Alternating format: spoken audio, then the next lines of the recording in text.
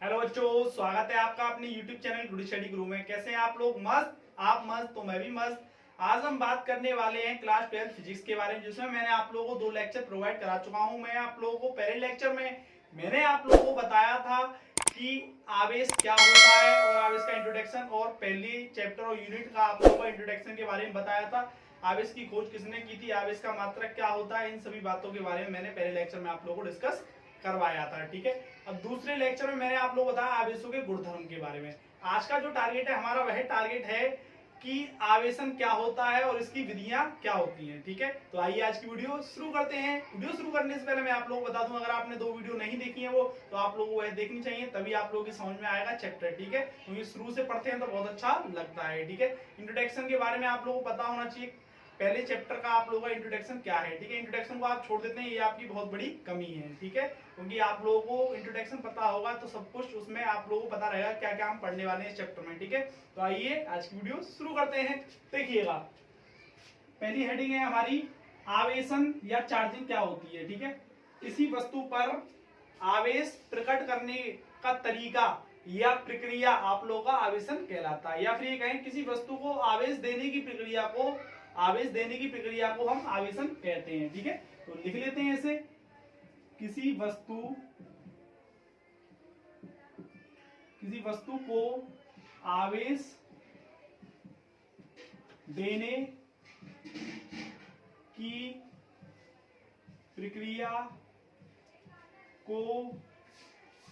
की प्रक्रिया को आवेशन कहते हैं। आवेशन कहते हैं। आप लोगों की समझ में आ गया हो चार्जिंग क्या होता है। ठीक है, या फिर ये कहें किसी वस्तु पर आवेश प्रकट करने की प्रक्रिया को हम आवेशन कहते हैं। इस तरीके से डेफिनेशन दे सकते हैं। दूसरा पॉइंट आप लोग क्या पॉइंट में आप लोगों को ये लिखना है कि जब दो वस्तुओं को आपस में रगड़ा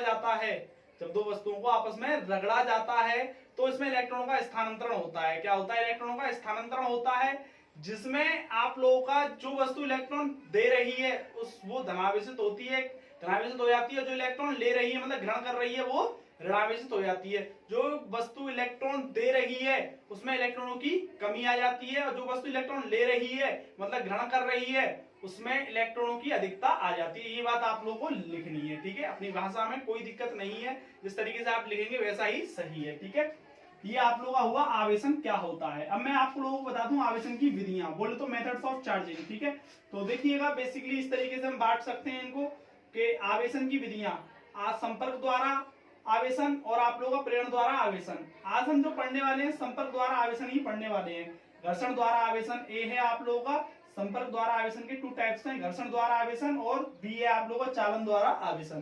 तो मैं आप बात करता हूं घर्षण द्वारा आवेशन के बारे में। ठीक है, हाँ, फ्रिक्शनल के द्वारा कैसे चार्जिंग करते हैं हम। ठीक है, तो यहां पे मैं हेडिंग बना लेता हूं, ए हेडिंग घर्षण द्वारा आवेशन।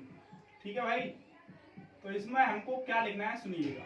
ठीक है, घर्षण द्वारा आवेशन में हमको क्या लिखना है, कैसे लिखना है और क्या होता है, ये मैं आप लोगों को बताने वाला हूं। ठीक है, इस प्रक्रिया में एक वस्तु को जब दूसरी वस्तु से रगड़ा जाता है तो इलेक्ट्रॉनों का स्थानांतरण होता है। ठीक है, एक जो वस्तु इलेक्ट्रॉन दे रही होती है या देती है उसे हम धनावेशित, और जो वस्तु इलेक्ट्रॉन ले रही होती है ग्रहण कर रही होती है उसे हम ऋणावेशित कहते हैं। बस इतना लिखना है। ठीक है, एक और पॉइंट आप लोगों को लिखना है।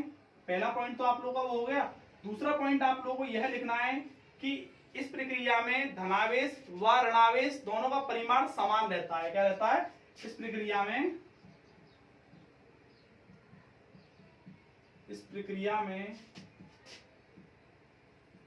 धनावेश व ऋणावेश का परिमाण समान रहता है।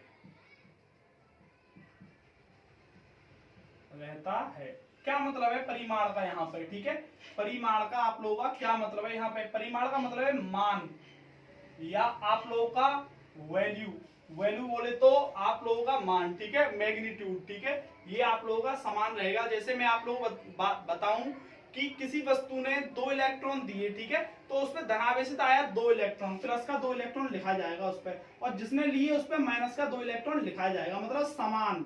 आप देख पा रहे होंगे। ठीक है, परिमाण दोनों के क्या है? समान है। ठीक है, केवल आप लोगों का प्लस माइनस में है, ठीक है। बाकी परिमाण मतलब मान दोनों के समान है, दो दो इलेक्ट्रॉन है, ठीक है। यह बात आप लोगों के समझ में आ गई होगी, ठीक है। अब हम बात करते हैं इसके एग्जाम्पल की। ये 2 पॉइंट लिखने हैं आप लोगों को, ठीक है। ये 2 पॉइंट आप लोगों को लिखने हैं, कोई दिक्कत नहीं होनी चाहिए आप लोगों को। अगर वीडियो नहीं समझ में आ रही दोबारा देख लेना है, ठीक है। अब देखिएगा आगे, मैं इसको थोड़ा रफ कर रहा हूं, ठीक है। अब मैं आप लोगों को कुछ एग्जाम्पल देता हूं इसके, ठीक है। एग्जाम्पल किस तरीके से आप लोगों को लिखने हैं, ठीक है। जैसे रूखे वालों में कंघी करना, ठीक है। जैसे रूखे वालों में कंघी करना, रूखे वालों में आप कंघी करते हो तो वो आवेश में हो जाता है कंघा, ठीक है। क्या हो जाता है? आवेशित, ठीक है। जब आवेशित हो जाता है वो हल्की हल्की वस्तुओं को अपनी ओर आकर्षित करने लगता है। जैसे उस कंघे को आप लोग कहाँ ले जाते हो? छोटे छोटे कणों के पास ले जाते हो, धूल के कणों के पास या कागज के टुकड़े के पास, तो उससे आकर्षित कर लेता है। क्या कर लेता है? आकर्षित कर लेता है। जो आपका कंघा है वो आकर्षित कर लेता है छोटे छोटे टुकड़ों को, धूल के या फिर आप लोगों के कागज के टुकड़ों को, ठीक है। दूसरा एग्जांपल आप लोगों ने बचपन में आप लोग करते होंगे, इस तरीके से पैमाने को लेते होंगे और रूखे वालों से इस तरीके से घिसते होंगे। घिसने के बाद आप लोग जमीन पर या फिर कागज के टुकड़ों को उनसे चिपका कर देखते होंगे, ठीक है। ये आपने जरूर किया होगा बचपन में, ठीक है। सब करते हैं, ठीक है। और भी बहुत सारे एग्जांपल हैं इसके। जैसे आप कुर्सी पर बैठे हैं और आपके बार बार उसको रगड़ने, हाथ आपका रगड़ने से कुर्सी से, तो वह बाल आपके आवेशित हो जाते हैं। कैसे हो जाते हैं? आवेशित। तो आवेशित हो जाते हैं तो वो कुर्सी से चिपकने लगते हैं। क्या होते हैं? चिपकने लगते हैं, ठीक है। कुछ एग्जाम्पल इस तरीके से हैं, ठीक है, जो कि आप लोगों के इस तरीके से हैं कि धनावेशित वस्तु हैं और ये कुछ ऋणावेशित वस्तु हैं, ठीक है।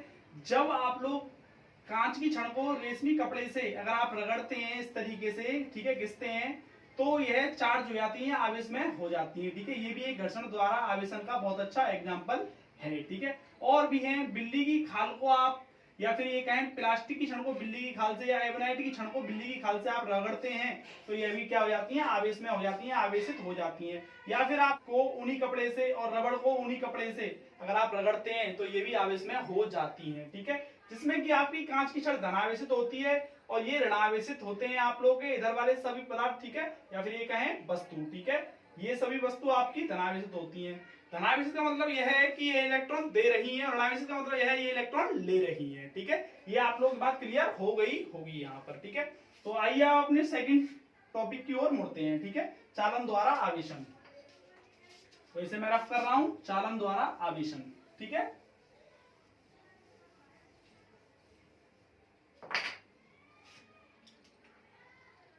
बी, चालन द्वारा आवेशन। द्वारा आवेशन।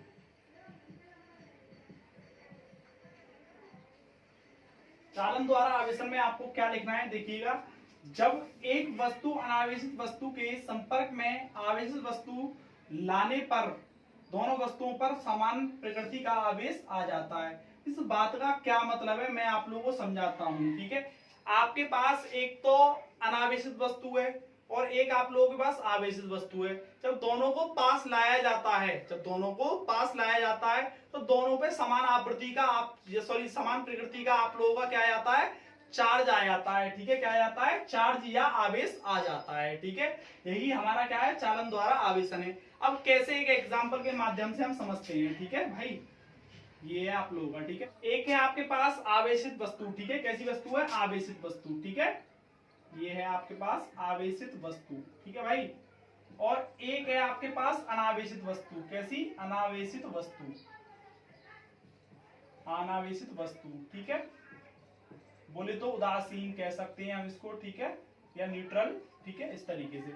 अब इन दोनों को एक चालक तार के द्वारा जोड़ दिया गया, चालक तार के द्वारा, ठीक है, चालक तार के द्वारा जोड़ दिया गया।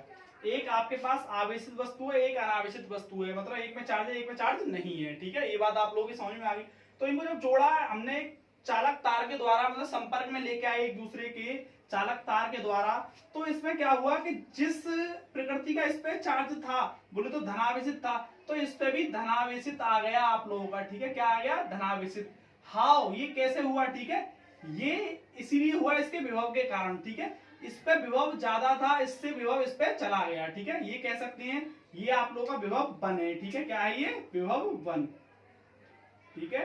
और ये विभव आप लोगों का 2 है, ठीक है, विभव 2, ठीक है भाई, विभव 2 है। ठीक है, तो इसमें क्या हुआ, विभवों के अंतर के कारण हुआ ऐसा। ऐसा क्यों हुआ, विभवों के अंतर के कारण। ठीक है, जिसे आप बोलते हैं विभवांतर, क्या बोलते हैं, विभवांतर। ठीक है, ये आप लोगों के पास समझ में आ गई होगी। मैं आप लोगों को दोबारा समझा देता हूं।